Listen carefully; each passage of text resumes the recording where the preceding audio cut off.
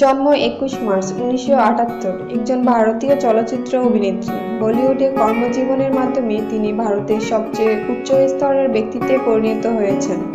তিনি 7টি ফিল্মফেয়ার পুরস্কার সহ বিভিন্ন পুরস্কার লাভ করেছেন। মুখার্জি সম্রাট পরিবারে জন্মগ্রহণ করলেও যেখানে তার বাবা এবং আত্মীয়রা ভারতীয় চলচ্চিত্র শিল্পের সদস্য ছিলেন, সেখানে তিনি জীবিকা হিসেবে চলচ্চিত্রকে বেছে নেওয়ার বিষয়ে উচ্চাভিলাষী ছিলেন না।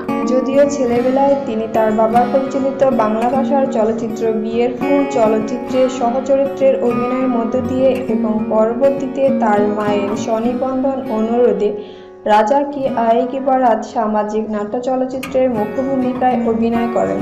তার কর্মজীবনে এই প্রাথমিক সাফল্যের পর পরবর্তী 3 বছরের জন্য তার চলচ্চিত্র বক্স অফিসে দুর্বল অবস্থানে ছিল। তার পিতা রাম মুখোপাধ্যায় একজন অবসরপ্রাপ্ত পরিচালক। তার মা কৃষ্ণা চলচ্চিত্রে গান গাইতেন। তার ভাই রাজা মুখোপাধ্যায় একজন চিত্র প্রযোজক।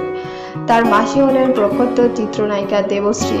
বলিউড তারকা অভিনেত্রী কাজল তার সম্পর্কিত বোন। তিনি বিখ্যাত পরিচালক প্রযোজক যশ চোপড়া এর বড় ছেলে পরিচালক ও প্রযোজক আদিত্য চোপড়াকে বিয়ে করেন। হযরত মুহাম্মদ সাল্লাল্লাহু আলাইহি সাল্লাম দুনিয়ার সর্বকালের সেরা মানব বলে টুইট করেন বলিউড নায়িকা রানী মুখার্জি, যা নিয়ে অনলাইনের মাধ্যমে শেয়ারিংয়ের ধুম পড়েছে।